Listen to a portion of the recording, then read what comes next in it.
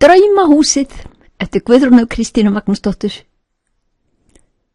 Draumahúsið. Hér eru 2 kanínukríli.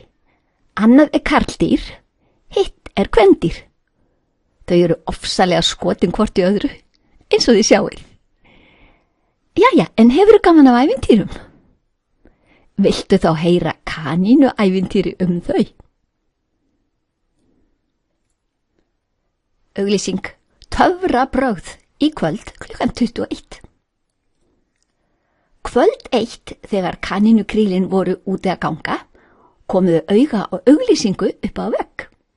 Þetta var einhvers konar auglýsing sýningu á allskyns töfrabrögðum, en þau kunnu ekki að lesa. Sjáðu, sagðu þau bæði í einu, sjáðu bara hóluna sem þessi býr í. Eigum við kannski, eigum við að fá okkur svona íbúð? Þau voru ekki lengi að hugsa sig já, það skulum við gera. Þá var það ákveðið. En það ætlaði ekki að reynast auðvelt að finna pípuhatt. Jafnvel í hattaroki, þegar alls konar hattar voru fjúkandi allt, gátu þau ekki komið auga á neinn eins og þau ætluðu sér að fá. Þangað til einn góðan veðurdag haldu þau sjá ekki draumahúsið sitt, að vísu á hvolfi. Einhver fínn herramaður var með það, greinilegt að hann komst ekki allur inn, gat aðeins troðið eyrunum inn í það. Þau horfðu á það eins og dáleitt, það var dásamlegt, tinnu svart og gljáandi.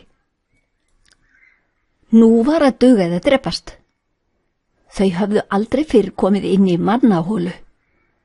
Þau þefa, einhverja ramma reykjarlykt leggur út úr húsinu.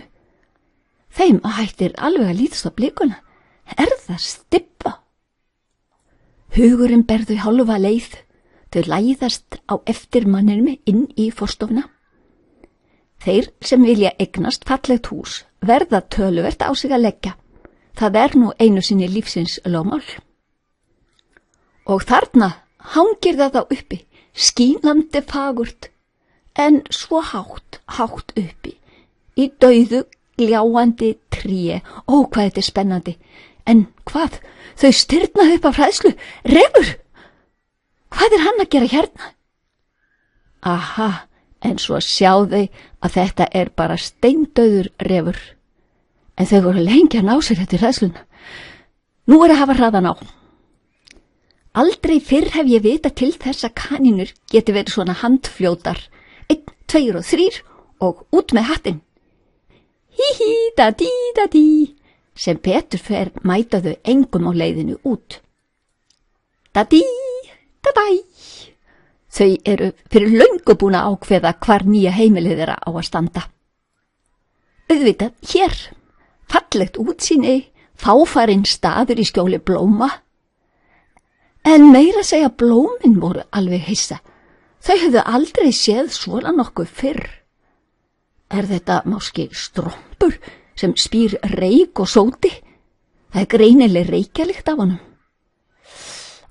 Skildu nú nokkrar flugur og fiðrildi þora að koma hingað til að sjúga hunangið okkar. Og þið hefðu þátt að sjá svipin á hinum kanínunum þegar þeir sáu nýja húsið.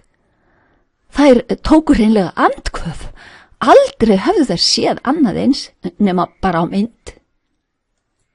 Hvað lífi getur verið dásamlegt.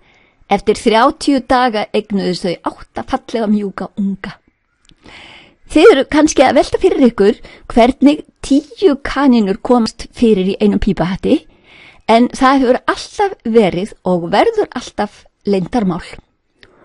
Og ef þið eruð að velta fyrir ykkur hvernig 2 kanínur geta allt í einu verið orðnar að 10 kanínum, þá það líka alveg leyndó.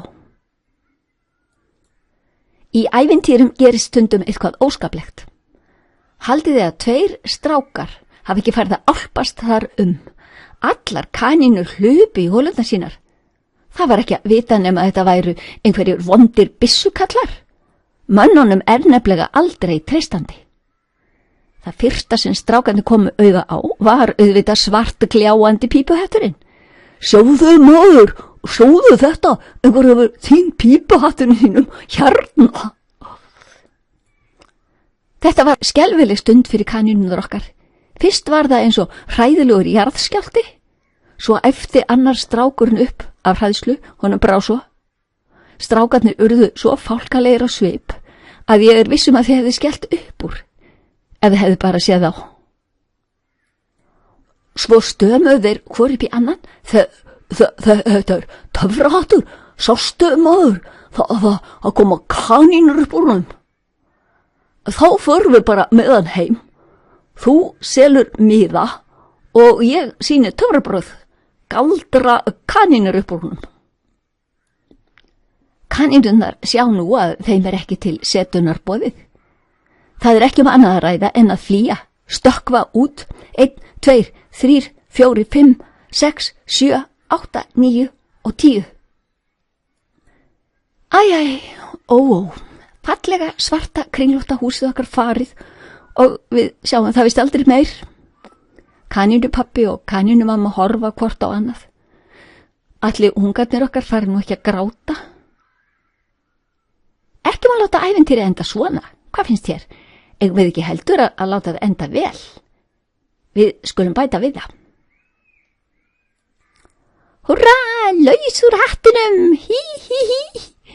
Laus úr hattinum! Ungarnir stökkva í allar áttir, skríkjandi af ánægju. Hæ, hó, hó, við erum laus úr hattinum. Þetta var nú ofsalega fallegt hús sem við áttum, þó það væri dálítið erfitt að þurfa alltaf að hvolfa því í rigningu og snúa því svo aftur við þegar sólin fór að skína. En það var vel tilvinnandi.